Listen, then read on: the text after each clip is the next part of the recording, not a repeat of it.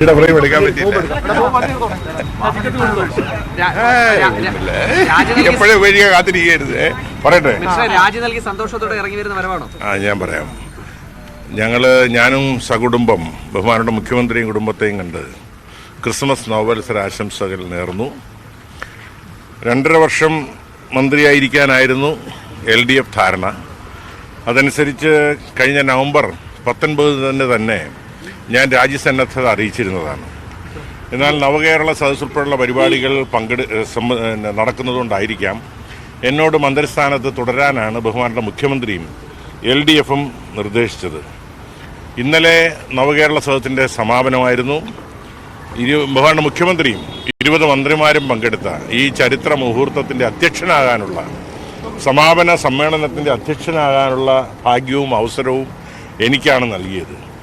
ഏതായാലും അതിൽ പങ്കെടുത്തതിന് ശേഷം ഞാൻ ബഹുമാനപ്പെട്ട മുഖ്യമന്ത്രിയെ കണ്ട് രാജി സമർപ്പിക്കണമെന്നാണ് ആഗ്രഹിച്ചിരുന്നത് ഇന്നലെ തന്നെ. അപ്പോൾ ഇന്നാണ് കാണാൻ സമയം നൽകിയത്. അനുസരിച്ച് മുഖ്യമന്ത്രി രാവിലെ കണ്ടു. ഞാൻ രാജി സമർപ്പിക്കുകയാണ് ഉണ്ടായത്. ഇനി തുടർന്ന് ഞാൻ MLA എന്നുണ്ടെങ്കിൽ തിരുവനന്തപുരം നഗരത്തിൻ്റെ MLA ആണ്. തിരുവനന്തപുരം സെക്രട്ടേറിയറ്റ് ഉൾപ്പെടുന്ന നിയമസഭാ മണ്ഡലത്തിലെ MLA ആയി തന്നെ ഞാൻ നിങ്ങളോടൊപ്പം തന്നെ ഇവിടെ തന്നെ ഉണ്ടാവും. കൂടുതൽ നിയോജക മണ്ഡലത്തിൽ സജീവമായി പ്രവർത്തിക്കാനുള്ള അവസരമാണ് ഇപ്പോൾ കൈവന്നിരിക്കുന്നത്. ഏതായാലും നിങ്ങൾ എനിക്ക് കഴിഞ്ഞ 2.5 വർഷക്കാലം നൽകിയ പിന്തുണയ്ക്ക്, പ്രോത്സാഹനത്തിന്, അതുപോലെ തന്നെ പ്രാർത്ഥനയ്ക്കെല്ലാം ഞാൻ അങ്ങേയറ്റം നന്ദി പറയുകയാണ്. ഒരു ചാരിതാർത്ഥ്യം കൂടിയുണ്ട്. KSRTCയും ഉൾപ്പെടുന്ന ഗതാഗത വകുപ്പായിരുന്നു ഞാൻ ഭരിച്ചിരുന്നത്. ഒരുപാട് പ്രതിസന്ധികളിലൂടെ കടന്നു പോകുന്നൊരു വകുപ്പാണത്. എങ്കിലും ഇന്നെനിക്ക് ചാരിതാർത്ഥ്യമുണ്ട്. കാരണം ഈ മാസത്തെ ശമ്പളം പൂർണ്ണമായി ഇന്നലെ വരെയുള്ള കഴിഞ്ഞ മാസത്തെ ശമ്പളം ഈ മാസമാണ് കൊടുക്കേണ്ടത്. ഈ മാസത്തിന് 30-നകമാണ് കൊടുക്കേണ്ടത്. പക്ഷേ ഇന്നലെ കൊണ്ട് തന്നെ മുഴുവൻ ജീവനക്കാർക്കും മുഴുവൻ ശമ്പളവും കൊടുത്തു. 1 രൂപയുടെ പോലും കുടിശ്ശിക ഇല്ലാതെ, ശമ്പള കുടിശ്ശിക ഇല്ലാതെയാണ് മന്ത്രിസ്ഥാനത്ത് ഇറങ്ങാൻ കഴിയുന്നത് എന്നുള്ളത്, രാജി സമർപ്പിക്കാൻ കഴിഞ്ഞു എന്നുള്ളത് എനിക്ക് അതിയായ ചാരിതാർത്ഥ്യമുണ്ട്. പലപ്പോഴും ജനങ്ങളുടെ ധാരണ KSRTC ജീവനക്കാർ ശമ്പളമില്ലാതെ പ്രവർത്തിക്കുന്നവരാണെന്നാണ് ധാരണ. പക്ഷേ ഇന്ന് അവധിയാണ്. ഇന്നലെ ശമ്പളം കൊടുക്കാൻ കഴിഞ്ഞിരുന്നെങ്കിൽ ക്രിസ്മസിന് ശമ്പളം മുടങ്ങുന്നൊരു സാഹചര്യം ഉണ്ടാകുമായിരുന്നു. ശരിക്കും 30-ാം തീയതി കൊടുത്താൽ മതി. പക്ഷേ പ്രത്യേകമായ ക്രമീകരണങ്ങൾ നടത്തിക്കൊണ്ടാണ് ഗവൺമെൻറ് പ്രത്യേകമായ സഹായം നൽകി.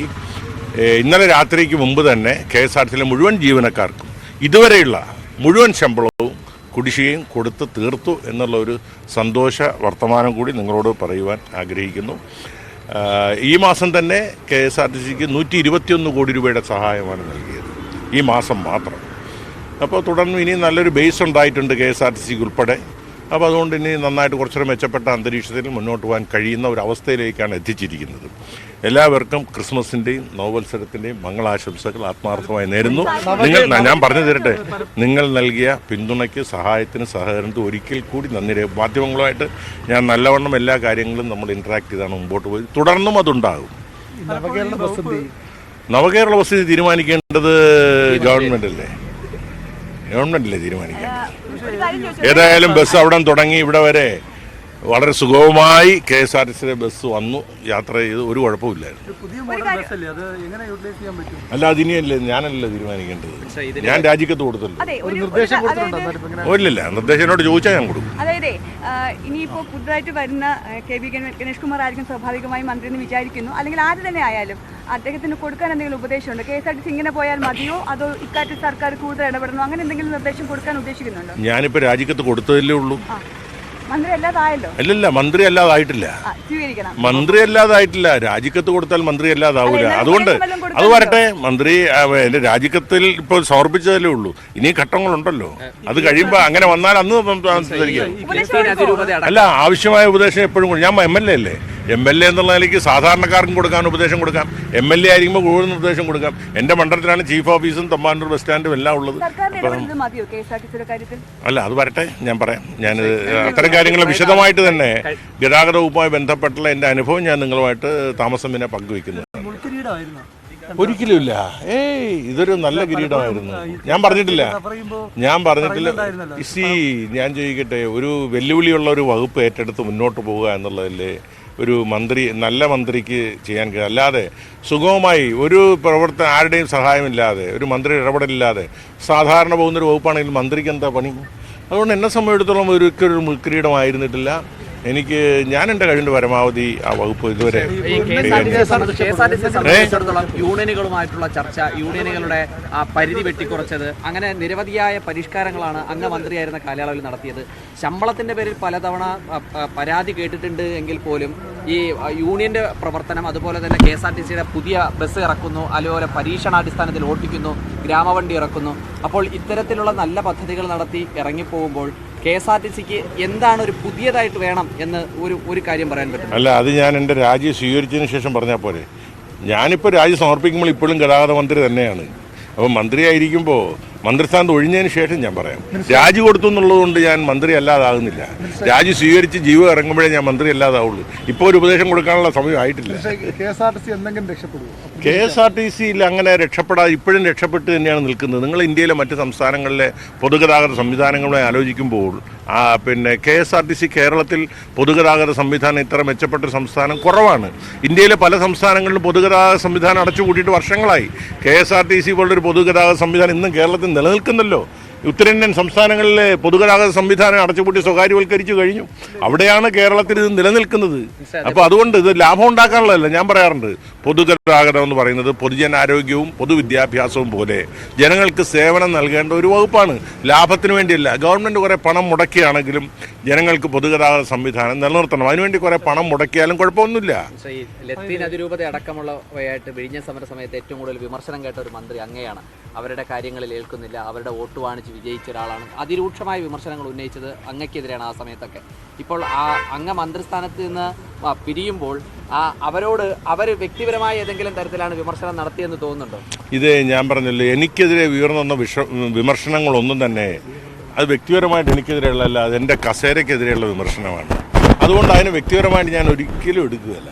എനിക്ക് അങ്ങനെ എന്നെ വ്യക്തിപരമായിട്ട് വിമർശിച്ചതായിട്ട് എനിക്ക് ഒരിക്കലും തോന്നി. നിങ്ങൾ തന്നെ എന്തെല്ലാം വിമർശനങ്ങൾ നടത്തിയിട്ടുണ്ട്, അതൊന്നും ഞാൻ വ്യക്തിപരമായിട്ട് എടുത്തിട്ടില്ലല്ലോ, ഇനി എടുക്കുകയില്ല.